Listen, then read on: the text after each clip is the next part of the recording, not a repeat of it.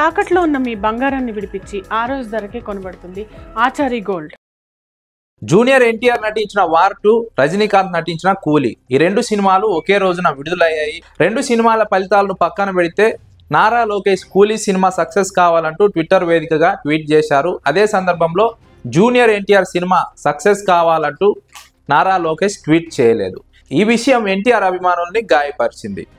ఇప్పుడు ఈ అంశం తెలుగుదేశం పార్టీలో ఒక కోల్డ్ వార్ గా నడుస్తున్నటువంటి సందర్భంలో తాజాగా ఓ ఎమ్మెల్యే మాట్లాడినటువంటి మాటలు ఆడియో కాల్స్ వైరల్ అవుతున్నాయి. Anantapuram urban MLA Daggupati Venkateswara Prasad Anantapuram TNSF జిల్లా అధ్యక్షుడు ధనుంజయ నాయుడు అనే విద్యార్థి నాయకుడితో మాట్లాడుతూ వారిద్దరి మధ్య జరిగినటువంటి సంభాషణలో ఎన్టీఆర్ ను దూషించినట్టు, ఎన్టీఆర్ సినిమా ఎలా ఆడుతుందో నేను చూస్తా అంటూ, అవసరమైతే కాల్చి పడేస్తాం రీల్స్ అన్ని అంటూ, సినిమా ఆడనివ్వమంటూ మాట్లాడినటువంటి సందర్భాన్ని సోషల్ మీడియాలో వైరల్ అవుతున్నటువంటి సంగతిని ప్రస్తుతం మనం పరిశీలించవచ్చు. అదే సందర్భంలో ఆ ఎమ్మెల్యే ఆ అంశం పైన స్పష్టతనిచ్చారు. తాను మాట్లాడలేదని ప్రకటించారు.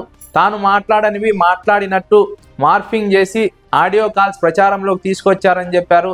తనకు గిట్టని వాళ్ళే ఇదంతా చేస్తున్నారని ఆ ఎమ్మెల్యే మాట్లాడారు. ఇటీవల ఆ ఎమ్మెల్యేకు స్థానికంగా ఉన్నటువంటి మాజీ ఎమ్మెల్యే వైకుంఠం ప్రభాకర్ చౌదరికి మధ్య వివాదం రగులుతోంది.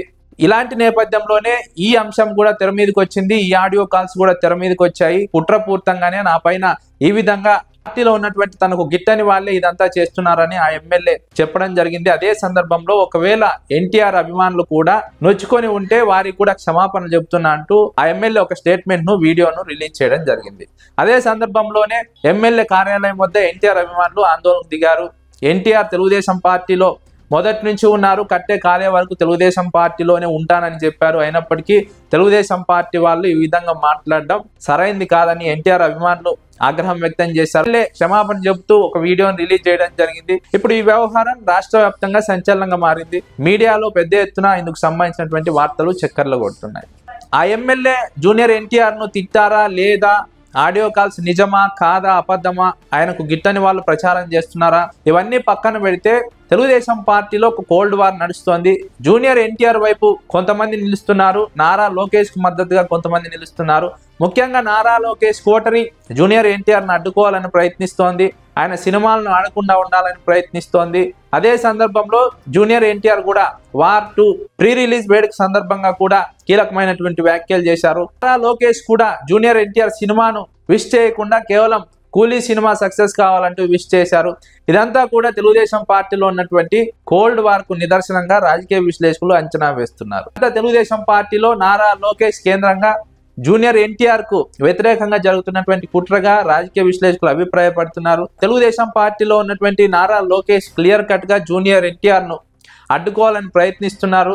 రాజకీయంగా ఇబ్బంది అవుతాడనే కారణంతోనే నారా లోకేష్ ముందస్తుగా జూనియర్ ఎన్టీఆర్ ను కట్టడి చేయడానికి ప్రయత్నిస్తున్నారు.